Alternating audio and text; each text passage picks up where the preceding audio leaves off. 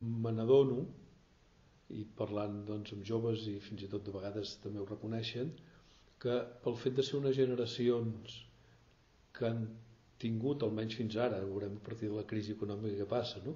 Que han tingut un cert benestar,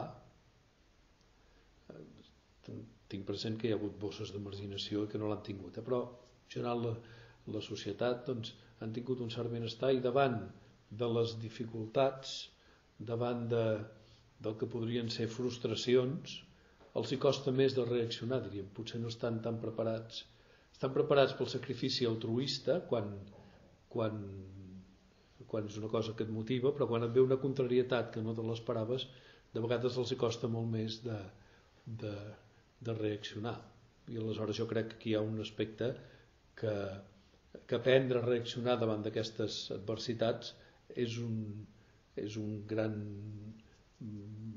mètode de maduració personal i de creixement interior.